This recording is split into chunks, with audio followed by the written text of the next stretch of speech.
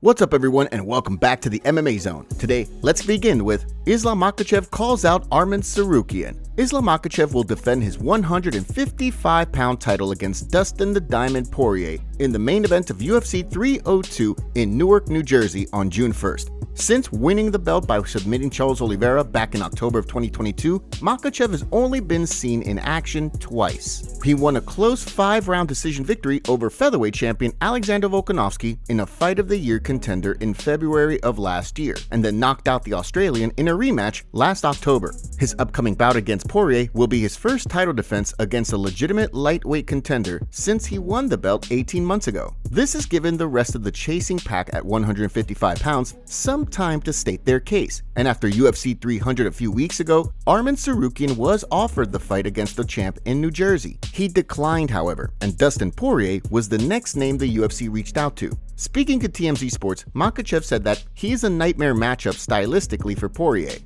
He have more than everybody experience in this sport, but his problem is his style. Just one problem this guy have. His weak point is wrestling and the grappling.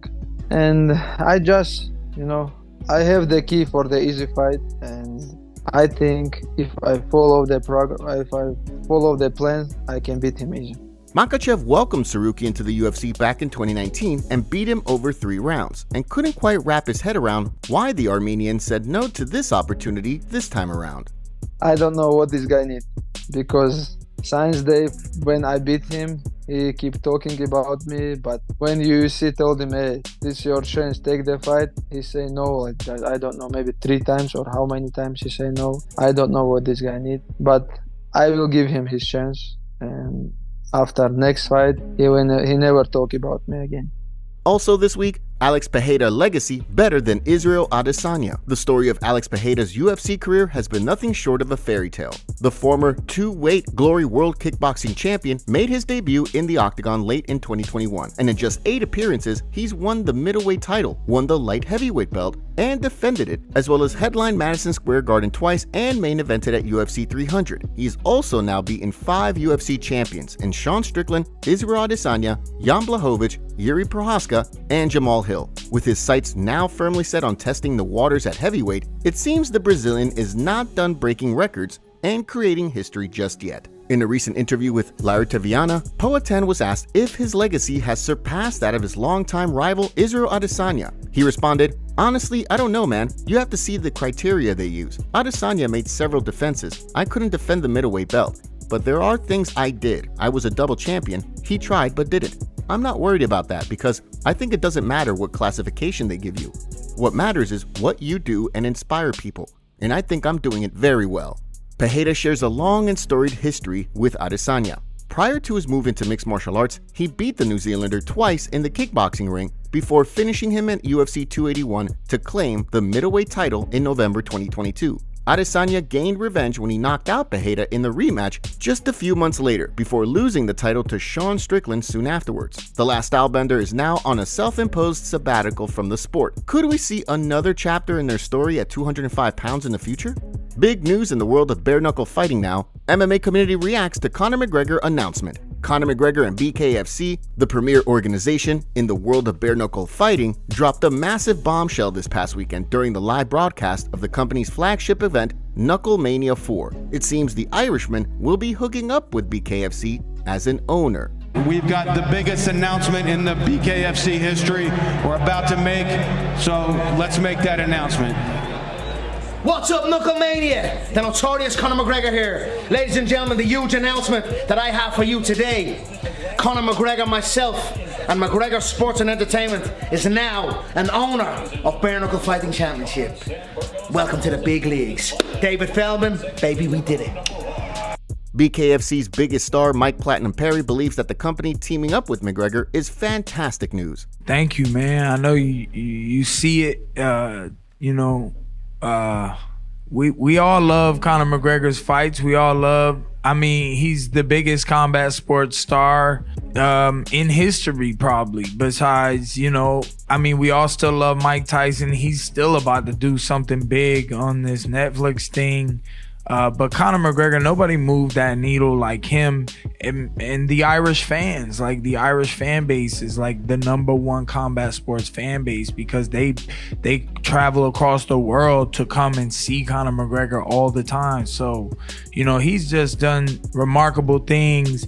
McGregor's opponent in his upcoming fight at UFC 303, Michael Chandler, had this to say. Conor out here making moves. Hate it or love it, the dude is making stuff happen. With that being said, I KO him within 10 minutes on June 29 at UFC 303. UFC middleweight contender Paulo Costa seemed to call out the Notorious as he tweeted, "McGregor, I want BKFC you." BKFC president Dave Feldman doesn't think that his UFC counterpart, Dana White, will be too troubled by news of his biggest star hopping into bed with another promotion.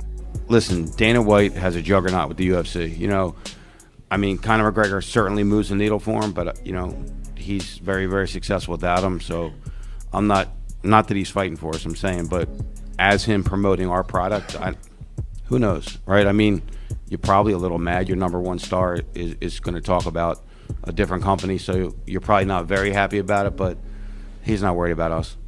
Not yet. Moving to the bantamweight division now, Merab Dvalishvili fires back at Sean O'Malley. The trash talk continues between reigning UFC bantamweight champion Sean O'Malley and the consensus #1 contender to his title, Merab Dvalishvili. Although there's no date officially announced yet, it is believed that the machine is next in line and that all parties have agreed to the fight. O'Malley spoke on his Timbo Sugar podcast recently and explained that they're simply waiting for the right pay-per-view card, and preferably one that's taking place close to home. I'm trying to get it booked ASAP. The only issue is some of the next pay-per-views aren't in the country, and I'm not fighting out of the country. Not necessarily because I don't want to. I don't want to. But, you know, they have other people that, you know, take other places. But I'm ready to go. I'm fucking wanting to book a fight ASAP. Following Ryan Garcia's impressive win over Devin Haney in the boxing ring, O'Malley also looks to have his next target in his sights. As he tweeted this week, "After I KO Merab, I'm boxing Ryan." Dvalishvili was quick to respond, tweeting, "This KO will be coming from me, so I guess I will be boxing Ryan next?" Given that Merab isn't exactly known for his knockout power, fans were certainly amused. One tweeted, "Merab versus Garcia," alongside a laughing emoji, while another responded with, "You're gonna be shooting a takedown from the first second to the last. You ain't KOing no one, buddy." Next up, Joe Rogan demands UFC rule change again. UFC color commentator Joe Rogan has in the past been very vocal about wanting to see some changes to the rule sets of mixed martial arts. Some of his suggestions have been quite outlandish, such as seeing fighters compete in a basketball court or fight bare knuckle inside the octagon. This week, while speaking with new BMF title holder Max Holloway, Rogan said he believes that fighters should be allowed to knee or kick their opponent in the head even if they're grounded. If you can knee someone to the head in a clinch, if you could scissor knee someone like Pereira did with Michaelitis, if you could do that kind of like, why can't you knee a guy to the head on the ground? And you know what it is, bro?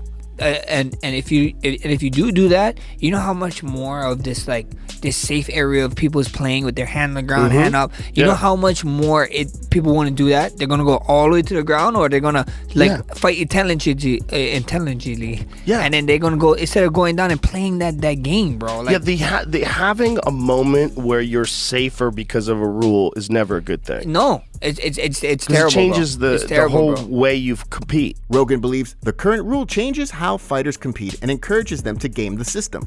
And when in reality, you got to get out of that spot. You can't be there. Yeah. You're dead. Same thing with being in a turtle. Yeah. If you're in a turtle and a guy's like Mark Coleman in Pride can just drop those knees on your head. Yeah. Remember they let him do that in Pride? Yeah. So when guys turtle in the UFC, you cannot knee them in the head. Yeah. Which is a perfect time to knee them in the head. But then even that, because then when they do turtle, right? So say I'm fighting someone and I see someone turtle.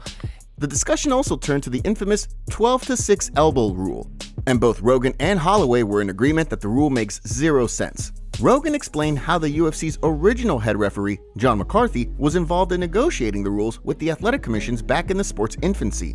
Well, you know, Big John had this unenviable role where he had to go to these places and explain to them that there's rules involved in MMA. And then you get morons like, what about this? I saw someone do that and break a break. You can't do that. Okay.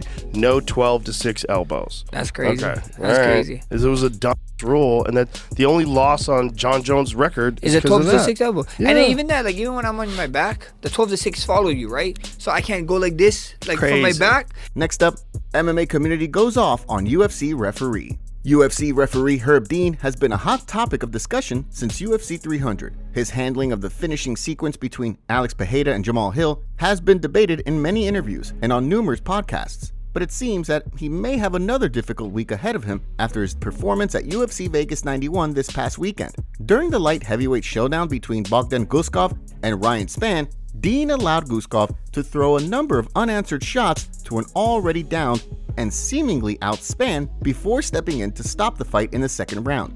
His actions seemed to have sparked an outcry among fans and media alike. Renowned MMA journalist Aaron Bronstetter tweeted, "That was not a good showing for Herb Dean. Let that go on way too long, and the position reset, or lack thereof, was even worse." A fan commented, "Herb Dean is genuinely the worst ref. Totally indecisive. Just let Spann take at least 10 unnecessary undefended full power punches of his unconscious head into the canvas. To make matters worse, he then steps on Stan to finally stop the beating." Hardy was right. Danny Segura of MMA Junkie was also dismayed with Dean's performance, as well as that of commentator Dominic Cruz. That was a bad stoppage by Herb Dean. Spann took 12 unanswered shots by Guskov.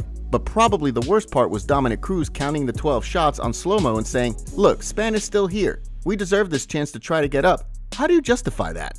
Colby Covington reveals sad news after he said on a recent podcast that retirement is a factor and he's 36 years old, so he's looking for something to do after he retires from MMA. Here's what Colby had to say.